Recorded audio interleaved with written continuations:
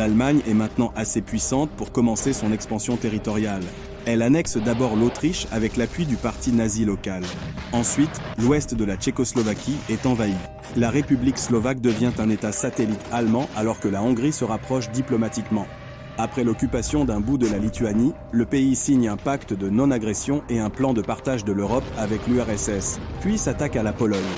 C'est l'invasion de trop pour le Royaume-Uni et la France qui lui déclarent la guerre, marquant le début de la Seconde Guerre mondiale. Bien que les forces allemandes soient concentrées à l'Est, les troupes alliées ne prennent pas d'initiatives à l'Ouest. La France et le Royaume-Uni tentent plutôt de couper la route stratégique du fer qui passe par la Norvège et qui fournit en grande quantité l'industrie militaire allemande. L'Allemagne réagit en envahissant le Danemark et la Norvège. Le pays s'empare ensuite en quelques jours du Luxembourg, des Pays-Bas et de la Belgique. Sa nouvelle stratégie militaire appelée le Blitzkrieg consiste à concentrer ses blindés en un point afin de désorganiser les défenses adverses. Face à la domination allemande, les forces britanniques battent en retraite, tandis que l'armée allemande fonce sur Paris. Orateur One, Fourten, l'armée française est vaincue et un armistice est signé avec le nouveau gouvernement du général Pétain.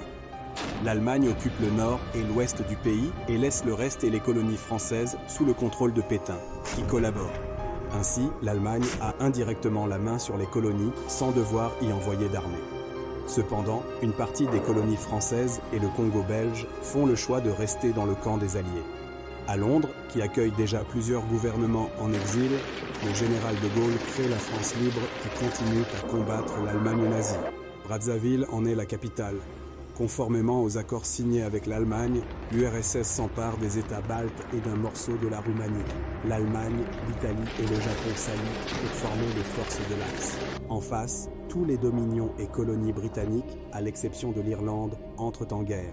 En Afrique, les combats commencent entre les colonies italiennes et les forces alliées, alors qu'en Europe, malgré les bombardements aériens massifs sur les villes britanniques, l'Allemagne ne parvient pas à soumettre le pays. Hitler change alors ses plans.